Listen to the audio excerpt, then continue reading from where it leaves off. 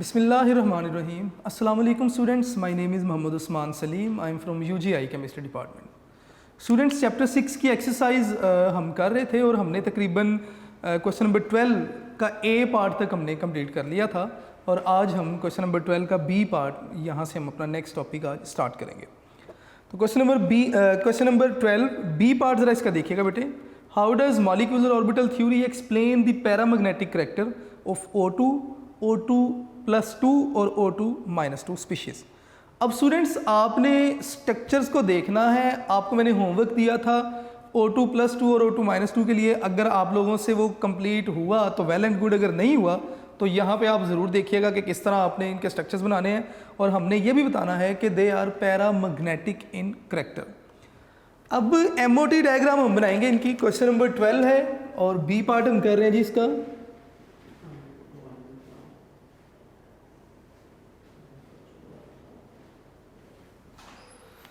उन्होंने कहा कि आपने प्रूफ करना है O2 और O2 इनका पैरामैग्नेटिक बिहेवियर जो है वो प्रूफ करना है। पैरामैग्नेटिक बिहेवियर प्रूफ करने के लिए हमें इनके स्केच जो है वो ड्रा करने पड़ेंगे। तो आइए सबसे पहले हम O2 का जो है वो स्केच ड्रा करेंगे। ऑक्सीजन गैस की MOT जो डायग्राम है वो ड्रा करेंगे। इसमें बेटे सेंट्रल एटम हमारे पास कौन है? ऑक्सीजन ही है। अब ऑक्सीजन अगर आप देखें इसकी इलेक्ट्रॉनिक कन्फिग्रेशन क्या है? 1s2। आप सफ़ीर बना के लिखना चाहें वो भी लिख सकते हैं। 1s2, 2s2 और 2p, 4 हो गए, 5, 6, 7 और 8। ये इलेक्ट्रॉनिक कन्फिग्रेशन है जी ऑक्सीजन की। 2px लिख लें, 2py लिख लें और 2pz लिख लें। बेटे जब आप MOT डायग्राम बनाने जाएं तो जो सबशेल्स कंप्लीट हैं आप उन्हें डायग्राम में इंक्लूड नहीं करें। वो सबशेल्स जो इनकम्प्लीट हैं उन्हें आप डायग्राम में इंक्लूड करेंगे। अब सबशेल कौन है? S एक सबशेल है, ये भी एक सबशेल है और ये पूरा एक सबशेल है, यानी कि P पूरा एक सबशेल है। अब इसका मतलब कि P सबशेल अगर आप देखें तो इसमें अनपेयर इलेक्ट्रॉन्स मौजूद हैं। तो इसका मतलब आप सिर्फ P को MOT डायग्राम में इंक्लूड कर सकते हैं। ये दोनों कंप्लीट है, इन्हें आप MOT डायग्राम में जो है वो इंक्लूड नहीं करें। तो आप क्या करेंगे जी? आप इसकी MOT डायग्राम बनाएंगे। MOT डायग्राम जब भी आप बनाएंगे आप एक एनर्जी ग्राफ बनाएंगे कि अपवर्ड एनर्जी जो है वो क्या हो रही है? इंक्रीज हो रही है। 2 लाइनें लगाएं आप O2 की डायग्राम बना रहे हैं। एक एटम इस तरफ आ जाएगा ऑक्सीजन का और दूसरा एटम ऑक्सीजन का इस तरफ आ जाएगा। अनपेयर P है तो ये आपके पास PX, PY और PZ आ जाएगा। इसी तरह PX, PY और PZ आ जाएगा। PX में 2 इलेक्ट्रॉन हैं, PY में 1, PZ में 1। इधर भी वैसे ही PX में 2 इलेक्ट्रॉन, PY में 1, PZ में 1। अब जब ये इंटरमिक्स होंगे तो 6 ही नए ऑर्बिटल बन जाएंगे जिनमें हाफ बॉन्डिंग होंगे और हाफ एंटी बॉन्डिंग। तो सबसे पहले आप 6 नए ऑर्बिटल बना दें। सबसे पहले BMO यानी कि बॉन्डिंग मॉलिक्यूलर ऑर्बिटल आपने बना दिए। ये आ गया जी आपके पास 2p था तो ये आ जाएगा जी सिग्मा 2px। और इसी तरह आप नेक्स्ट हाफ बना दें बॉन्डिंग मॉलिक्यूलर ऑर्बिटल्स का।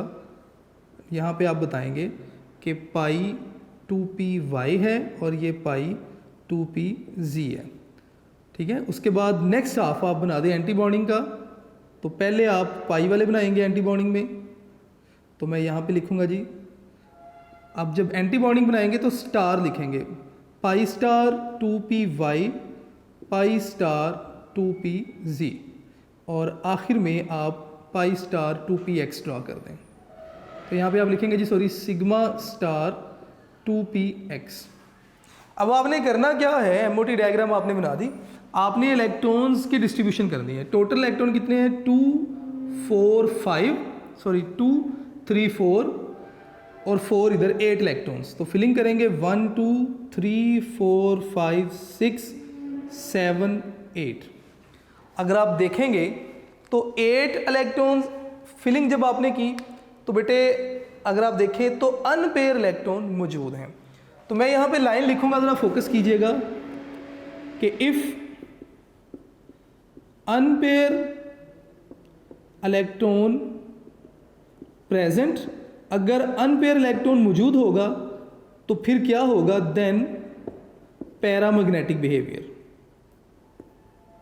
पैरामैग्नेटिक बिहेवियर हो जाएगा।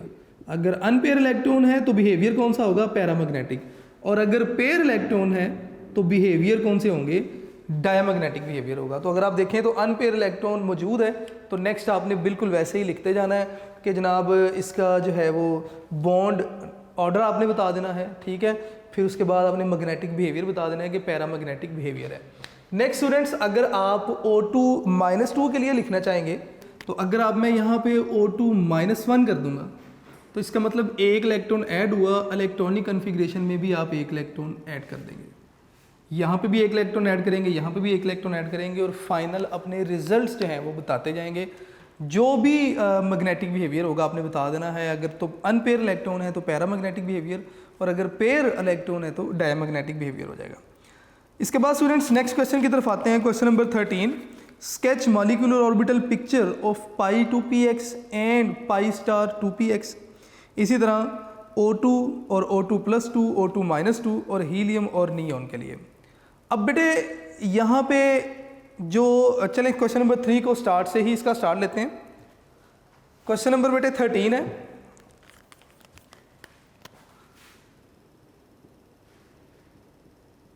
इसके फर्स्ट पार्ट में उन्होंने ये कहा कि आपने MOT शेप ड्रॉ करनी है किसकी, π2px और π*2px की। अब पाई वर्ड आ रहा है तो इट मीन्स कि यहाँ पे पाई बॉन्ड बनेगा, और पाई बॉन्ड हमेशा पैरेलल ओवरलैपिंग से बनता है। तो इसका मतलब कि हम कुछ इस तरह शेप बनाएंगे कि ये आपके पास एक्स एक्सिस में एक्स एक्सिस है, ये π2px है, ठीक है, और let's say it is second π2px। अब जब दो ऑर्बिटल्स इस फैशन में मिलेंगे, इस मेथड से मिलेंगे, तो ओवरलैपिंग कौन सी होगी, पैरेलल ओवरलैपिंग होगी। और पैरेलल ओवरलैपिंग जब भी होगी तो आपके पास पाई बॉन्ड ही बनेगा। चूँकि MOT के लिहाज से आप डिस्कस कर रहे हैं तो इसका मतलब कि दो तरह के आपके पास ऑर्बिटल्स बनेंगे, बॉन्डिंग और anti bonding. Bonding molecular orbitals जो हैं, लेट से ये न्यूक्लियाई को मिलाने वाली लाइन है, तो इसके अबव और बिलो इलेक्ट्रॉन की डेंसिटी जो है वो मैक्सिमम होगी। अगर आप इसकी शेप देखेंगे तो पाई बॉन्ड को न्यूक्लियाई को मिलाने वाली लाइन के अबव और बिलो हम डेंसिटी जो है वो शो कर देते हैं। तो ये पाई बॉन्ड का बॉन्डिंग मॉलिक्यूलर ऑर्बिटल है। और एंटी बॉन्डिंग मॉलिक्यूलर ऑर्बिटल जब आप ड्रॉ करेंगे तो आपने इस तरह का स्केच ड्रॉ करना है कि जैसे दोनों ऑर्बिटल मिले और मिलने के बाद ब्रेक हो रहे हैं। तो आप जब इसका स्केच ड्रॉ करेंगे तो कुछ इस तरह का बेटे आप स्केच जो है वो ड्रॉ कर देंगे। जैसे कि यहाँ पे जो ऑर्बिटल्स हैं वो एंटी बॉन्डिंग है, मतलब उनकी वजह से बॉन्डिंग नहीं हो रही, दीज ऑर्बिटल्स आर ब्रेकिंग, ठीक है। तो ये आपके पास π2px और π*2px है। नेक्स्ट इसका क्वेश्चन नंबर जो है वो 13 का सेकंड पार्ट अगर आप देखेंगे तो ये हम ऑलरेडी कर चुके हैं, इनकी MOT डायग्राम्स हम ऑलरेडी बना चुके हैं। इसका थर्ड पार्ट बेटे अगर आप देखेंगे तो हीलियम का स्ट्रक्चर ऑलरेडी आप पेज 181 पे बना चुके हैं, और नियॉन का स्ट्रक्चर आपने बनाना है। अब नियॉन का आपको एटॉमिक नंबर सबसे पहले तो पता होना चाहिए। एटॉमिक नंबर नियॉन का 10 है। मैं स्ट्रक्चर यहाँ पे बना देता हूँ नियॉन के लिए। बेटा नियॉन का ये हम थर्ड पार्ट कर रहे हैं, क्वेश्चन नंबर 13 के ए का थर्ड पार्ट कर रहे हैं। नियॉन है, neon atomic number 10। Electronic configuration लिखना चाहेंगे तो 1s2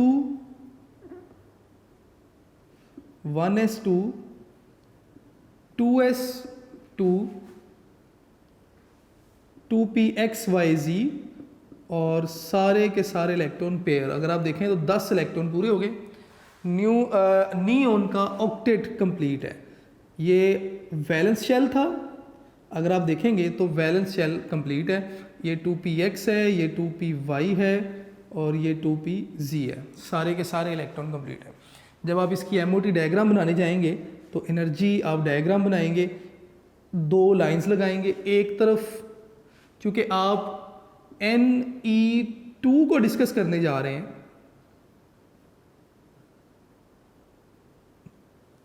तो एक तरफ आप एक Ne के ऑर्बिटल्स बना देंगे और दूसरी तरफ दूसरे Ne के। अब बेटे एक चीज़ आपने याद रखनी है कि ये सब शेल कंप्लीट है, ये सब शेल भी कंप्लीट है, ये वैलेंस सब शेल है, तो आप इसको बना लें। अगर आप बनाना चाहें आप 2s भी बना सकते हैं, नहीं तो सिर्फ आप 2px भी बना सकते हैं। तो मैं सिर्फ 2p जो है ना वो ऑर्बिटल ये बनाऊंगा, इसमें 2px आ जाएगा, 2py आ जाएगा, 2pz आ जाएगा, 2px 2py 2pz। ठीक है, मैं यहाँ पे लिख भी देता हूँ 2px 2py 2pz, इधर भी 2px 2py और 2pz। एस आपने खुद से बनाना है। जब आप इन्हें मिलाएंगे तो 2 तरह के सेट्स बन जाएंगे, एक बॉन्डिंग और एक एंटी बॉन्डिंग। लें जी, ये एंटी बॉन्डिंग बनाने जा रहे हैं अब हम, और सबसे ऊपर x आ जाएगा। लें जी, ये बेटे आपके पास सिग्मा 2px, ये पाई 2py पाई 2pz, ये पाई स्टार 2py और ये पाई स्टार 2pz, ये सिग्मा स्टार 2px। इन सब में 2-2 इलेक्ट्रॉन पूरे थे, इधर भी इलेक्ट्रॉन्स पूरे कर दें। अब आपने इलेक्ट्रॉन्स की फिलिंग करनी है। टोटल आपके पास 6 and 6 12 इलेक्ट्रॉन्स हैं। 1 2 3 4 5 6 7 8 9 10 11 12। आपने इसका बॉन्ड ऑर्डर लिखना है। तो बॉन्ड ऑर्डर क्या था? Number of electron in bonding molecular orbital by number of minus number of electron in anti bonding molecular orbital, और सबको आप डिवाइड करेंगे 2 से। तो मैं लिखूंगा जी इलेक्ट्रॉन इन BMO यानी कि bonding molecular orbital minus electron in ABMO यानी कि anti bonding molecular orbital divided by 2। Bonding में कितने हैं? 6 हैं, एंटी बॉन्डिंग में 6 हैं, तो 6 - 6 बाई 2 इज 0। इसका मतलब Ne2 के दरमियान कितने बॉन्ड बन रहे हैं? 0 बॉन्ड, मतलब Ne2 बॉन्ड एग्जिस्ट नहीं करता। स्टूडेंट्स नेक्स्ट देखिएगा जी, define bond energy, explain the various इससे पहले 13 का बी पार्ट देखिए। Sketch the hybrid orbitals of the species PCl3 SiCl4 and NH4। आपने जस्ट इनके ऑर्बिटल्स बना के डायग्राम कंप्लीट कर देनी है। जैसे PCl3 है, एक शेप मैं बना देता हूँ, बाकी आपने खुद से करना है जी। 13 का बी पार्ट अब हम करेंगे। पहले उन्होंने कहा जी कि PCl3 फिर SiCl4,